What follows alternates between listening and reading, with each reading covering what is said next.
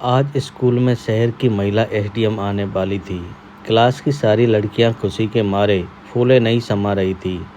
सबकी बातों में सिर्फ एक ही बात थी, एसडीएम। और हो भी क्यों न, आखिर वो भी एक लड़की थी। पर एक और, जब सब लड़कियां व्यस्त थी एसडीएम की चर्चाओं में, एक लड़की सीट की लास्ट बेंच पर बैठी पेन और उसके कैप से खेल रही थी। उसे कोई फर्क नहीं पड़ रहा था कौन आ रहा है और क्यों आ रहा है। वो अपने में मस्त थी। वो लड़की थी आरुषि। आरुषि पास के ही एक गांव के एक किसान की इकलौती बेटी थी। स्कूल और उसके घर का फासला लगभग 10 किलोमीटर का था, जिसे वो साइकिल से तय करती थी। स्कूल में बाकी की सहेलियां उससे इसलिए ज़्यादा नहीं जुड़कर रहती थी क्योंकि वो उनकी तरह रईस नहीं थी। लेकिन इसमें उसका क्या दोष था। खैर, उसकी ज़िंदगी सेट कर दी गई थी। इंटरमीडिएट का बाद उसे आगे नहीं पढ़ा सकते थे क्योंकि उसके पापा पैसा सिर्फ एक जगह लगा सकते थे, उसकी शादी में या तो आगे की पढ़ाई में। उसके परिवार में कोई भी मैट्रिक से ज़्यादा पढ़ा नहीं था।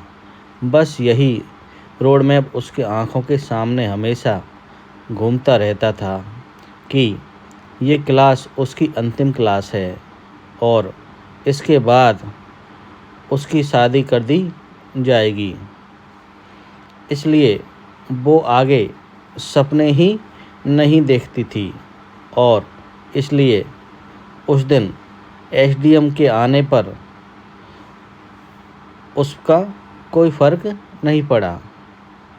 ठीक 12 बजे जब एसडीएम उनके स्कूल में आई, यही कोई 24-25 साल की लड़की, नीली बत्ती की गाड़ी और साथ में 4 पुलिस वाले। 2 घंटे के कार्यक्रम के बाद एसडीएम चली गई, लेकिन आरुषि के दिल में बहुत बड़ी उम्मीद छोड़कर गई। उसे अपनी ज़िंदगी से अब प्यार हो रहा था, जैसे उसके सपने अब आज़ाद होना चाहते थे। उस रात आरुषि सो भी नहीं पाई थी।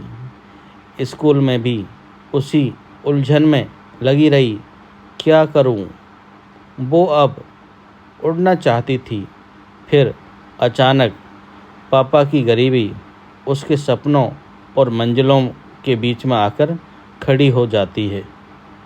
वो घर वापस गई और रात खाने के वक्त सब माँ और पापा को बता डाला। पापा ने उसे गले से लगा लिया। उनके पास छोटी सी ज़मीन का एक टुकड़ा था, कीमत यही 50,000 रुपये की होगी। आरुषि की शादी के लिए उसे डाल रखा था। पापा ने कहा कि मैं सिर्फ एक ही चीज़ पूरी कर सकता हूँ, तेरी शादी के लिए हो या तेरे सपने के लिए। आरुषि अपने सपनों पर दांव खेलने को तैयार हो गई। इंटरमीडिएट के बाद उसने बीए में दाखिला ले लिया क्योंकि ग्रेजुएशन में इसकी फ़ीस सबसे सस्ती थी। पैसे का इंतज़ाम पापा ने किसी से मांग कर दिया, पर ये उसकी मंजिल नहीं थी। उसकी मंजिल तो कहीं और थी। उसने तैयारी शुरू की। सबसे बड़ी समस्या आती किताबों की, तो उसके लिए नुक्कड़ की एक पुरानी दुकान का सहारा लिया, जहां पुरानी किताबें बेची या खरीदी जाती थी। ये पुरानी किताबें उसे आधी कीमत में मिल जाती थी। वो एक किताब खरीद कर लाती और पढ़ने के बाद उसे बेचकर दूसरी किताब। कहते हैं न कि जब परिंदों के हौसलों में शिद्दत होती है तो आसमान भी अपना कद झुकाने लगता है।